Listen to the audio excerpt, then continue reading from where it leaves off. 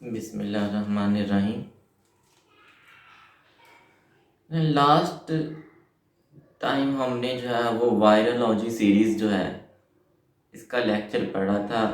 Viral transmission plant to plant, एक plant से कैसे दूसरे प्लांट तक जो है वो वायरस फैलता है। आज उसी का सेकंड पार्ट है। आज हम देखेंगे कि वायरल की ट्रांसमिशन जो है वो विद इन प्लांट कैसे होती है। एक ही प्लांट के अंदर जो है वो वायरस कैसे जो है वो एक सेल से दूसरे सेल में और फिर जो है वो पूरी प्लांट की बॉडी के अंदर जो है वो फैल जाता है। इसमें सबसे पहले तो हम देखते हैं वायरस की इंट्रा सेलुलर मूवमेंट, कि एक सेल के अंदर रहते हुए ही वायरस जो है वो कैसे अपने आप को मूव करवाता है। इसमें देखिए वायरस को मूवमेंट के लिए जो है वो दिखाते साइटोस्केलेटन और मेम्ब्रेन सिस्टम जो है वो प्लांट सेल का ही साइटोस्केलेटन जो है वो यूज करता है। साइटोस्केलेटन के फाइबर्स को यूज करता है, माइक्रोफिलामेंट है वगैरह उनको यूटिलाइज करता है। और दूसरा वो मेम्ब्रेनस सिस्टम जो है, गोल्जी बॉडीज का सिस्टम, एंड्रो में जो है एंडोप्लाज्मिक रेटिकुलम का सिस्टम, इन सिस्टम्स को वो इस्तेमाल करते हुए प्लांट के अंदर एक ही सेल के अंदर एक जगह से दूसरी जगह पे चला जाता है। ये मूवमेंट क्यों नीडेड है, एक ही प्लांट एक ही सेल के अंदर उसने क्यों मूवमेंट करवानी होती है? इसलिए कि देखें डिफरेंट वायरसेस जब असेंबली होनी होती है तो उसके डिफरेंट कंपोनेंट एक जगह पे इकट्ठे होने होते हैं, तो उनकी मूवमेंट नीडेड होती है। तो उसके लिए जो है उसको इनसाइड जो है वो सेल जो है वो भी मूवमेंट की जरूरत पड़ती है। दूसरा वायरस जो है वो मेम्ब्रेन से दाखिल होते हैं तो उन्होंने न्यूक्लियस तक जो है वो रसाई लेनी होती है वायरसेस ने। तो इस तरीका कार में क्या है कि उसको सेल के अंदर भी मूवमेंट दरकार होती है, जो वो किसकी मदद से करता है, या सेल्स के अंदर पाए जाने वाले एंडोमेम्ब्रेन सिस्टम्स वगैरह उनके जरिए से करता है, या फिर जो है वो सेल के साइटोस्केलेटन से करता है। और इस सारे काम में उसका हेल्प आउट करती हैं उसकी प्रोटीन्स, जिनको हम नाम देते हैं मूवमेंट प्रोटीन और कोड प्रोटीन। ये दोनों किस्म की प्रोटीन जो है वो वायरस की इंट्रासेलुलर एक ही सेल के अंदर एक जगह से दूसरी जगह मूवमेंट को सपोर्ट करती हैं, उनको कैरी ऑन करवाती हैं। दूसरा इंटरसेलुलर मूवमेंट, कि एक सेल से दूसरे सेल तक कैसे जाता है। देखिए प्लांट के अंदर एक सेल से दूसरे सेल में जाने के लिए वो जो रास्ता इस्तेमाल करता है वो दो प्लांट सेल्स के दरमियान में कनेक्शन है, जिसको हम नाम देते हैं प्लाज्मोडेस्माटा का। प्लाज्मोडेस्माटा क्या होता है कि दो सेल्स हैं प्लांट के, उन दोनों के दरमियान में साइटोप्लाज्मिक कनेक्शन होते हैं, इनसे बहुत ही स्मॉल साइज के ये कनेक्शन होते हैं, इनको हम नाम देते हैं प्लाज्मोडेस्माटा। प्लाज्मोडेस्माटा जो है इनका साइज इतना छोटा होता है कि वायरस जो है वो यहाँ से पास ऑन नहीं करते, तो लेकिन वायरस यूटिलाइज भी इसी रास्ते को करते हैं। तो वो कैसे इस्तेमाल करते हैं इस रास्ते को? अपनी मूवमेंट प्रोटीन के जरिए से। मूवमेंट प्रोटीन क्या करती हैं, वो प्लाज्मोडेस्माटा की size exclusion limit, size exclusion limit है कि इतनी साइज से ज्यादा का पार्टिकल उस प्लाज्मोडेस्माटा में से नहीं गुजर सकता। ये उस प्लाज्मोडेस्माटा की क्या है, साइज एक्सक्लूजन लिमिट है। वायरसेस की मूवमेंट प्रोटीन क्या करती हैं, उस प्लाज्मोडेस्माटा की साइज एक्सक्लूजन लिमिट को इंक्रीज कर देती हैं। तो अब वायरस जो है वो बड़ा होने के बावजूद उस रास्ते से जो है वो क्या करता है, पास ऑन कर जाता है प्लांट सेल के, एक प्लांट सेल से दूसरे प्लांट सेल तक। दूसरा मूवमेंट प्रोटीन जो है वो क्या करती हैं कि वो अपने साथ सिंगल स्टैंडर्ड आरएनए या सिंगल स्टैंडर्ड डीएनए इनको मूव करवाने की सलाहियत रखती हैं। तो ये इन अपने जो भी इसका जीनोम है वायरस का, मूवमेंट प्रोटीन एक तो बजाते खुद मूव करेंगी, साइज एक्सक्लूजन लिमिट को प्लाज्मोडेस्माटा की बढ़ा देंगी, और ये अपने साथ डीएनए जो भी उसका जीनोम है वायरस का उसको एक सेल से दूसरे सेल में मूव करवाएंगी।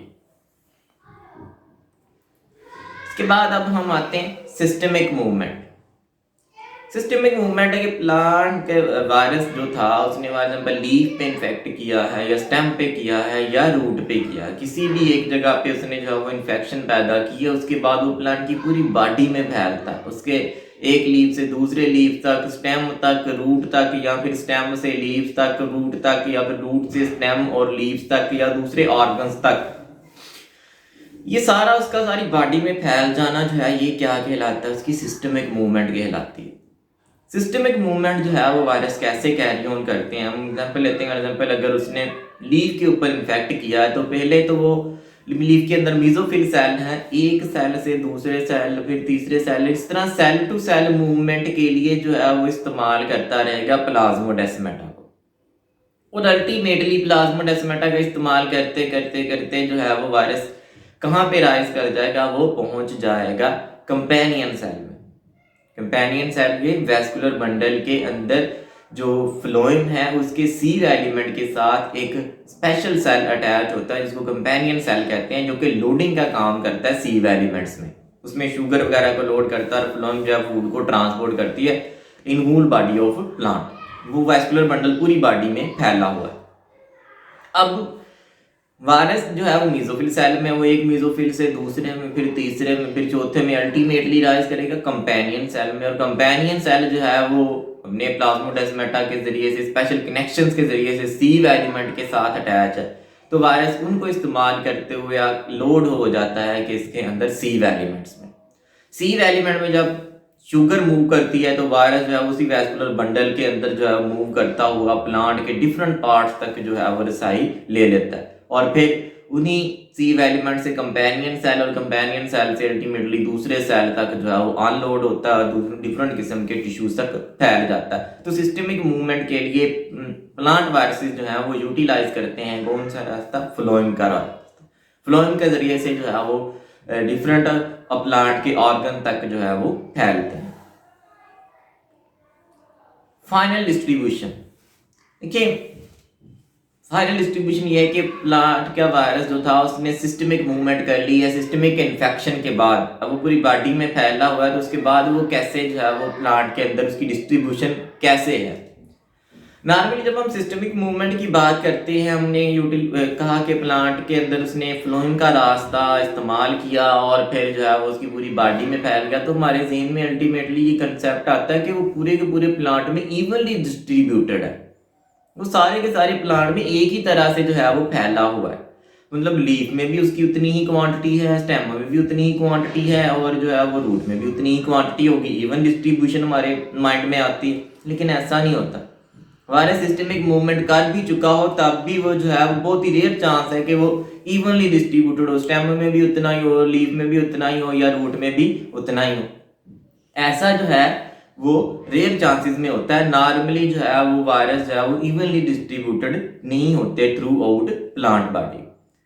इसके लिए अनइक्वल डिस्ट्रीब्यूशन के वजह जो है वो बहुत सारे फैक्टर्स हैं। उनमें vascular connection between initially infected leaf, अब देखें एक लीफ है उसका दूसरे लीफ के साथ जो है वो वैस्कुलर कनेक्शन वो फ्लोएम का रहा था, एक लीफ से निकल के फ्लोएम के अंदर जो मूवमेंट है वो डाउनवर्ड जा रही है, तो अपवर्ड जो है वो उस लीफ के अंदर नहीं जा रही, जो अपवर्ड लीफ है तो वहां तक रिसाई नहीं ले, तो वो किसी और वे के जरिए से वहां पे वो राइज कर सकता है, लेकिन जो है वो ऑर्गन्स के आपस में जो कनेक्शन है उसके ऊपर डिपेंड करेगी उसकी डिस्ट्रीब्यूशन। दूसरा वायरस की अपने जिनों, कुछ वायरस जो है वो करते ही लीफ को इन्फेक्ट हैं, कुछ हो सकता है स्टेम को ही करते हैं, कुछ हो सकता है रूट को ही करते हो, तो वो लीफ तक जाएंगे नहीं। तो फाइनल डिस्ट्रीब्यूशन में भी वो क्वांटिटी में कहाँ पे ज्यादा होंगे, रूट में ही ज्यादा होंगे। होस्ट के डिफेंस सिस्टम पे, होस्ट जिनोम पे, होस्ट का डिफेंस सिस्टम कैसा है कि अगर लीफ पे इन्फेक्शन किया है तो होस्ट ने उसको वहीं पे कंसाइज कर दिया, उतना हिस्सा डेड कर दिया, तो वो उतने हिस्से में रह गया, उतने लीफ में रह गया, उसकी जो है वैस्कुलर बंडल तक होस्ट ने रसाई ही नहीं लेने दी, तो उसकी फाइनल डिस्ट्रीब्यूशन वो उसी लीफ तक ही महदूद हो जाएगी। यहाँ वो जिस स्टेम के हिस्से पे उसने फर्स्ट इन्फेक्ट किया था वहां तक महदूद हो जाएगी। यहाँ पे रूट के किसी हिस्से में उसने इन्फेक्ट किया था तो वहां तक महदूद कर दिया जाएगा। ये तो डिपेंड करता है कि वायरस बजाते खुद कैसा है और होस्ट का उसके खिलाफ रिस्पॉन्स कैसा है। अगर उसके डिफेंस सिस्टम का रिस्पॉन्स उसके खिलाफ स्ट्रॉन्ग है तो वायरस की डिस्ट्रीब्यूशन जो है वो रिस्ट्रिक्ट कर दी जाएगी। इसके बाद इन्वायरमेंटल कंडीशंस हैं कि इन्वायरमेंटल कंडीशन कैसे हैं। देखिए कुछ वायरसेस को कुछ कंडीशन जो है वो टेम्परेचर कोई फेवर करता है और कुछ समटाइम कुछ टेम्परेचर जो है उनको अनफेवरेबल होते हैं। तो ये कंडीशन जो है वो भी हमें देखनी पड़ती है कि वायरस की डिस्ट्रीब्यूशन के अंदर के एट द एंड जो है वायरस कैसे डिस्ट्रीब्यूटेड है। इसमें ये चीज भी काउंट करती है कि वहां पे एनवायरनमेंट कैसा था, वो वायरस के लिए फेवरेबल था उस वक्त या अनफेवरेबल था, वो भी उसकी फाइनल डिस्ट्रीब्यूशन जो है उसको अफेक्ट करता है। जब हमारा ये वायरल ट्रांसमिशन जो है ये कंप्लीट होता है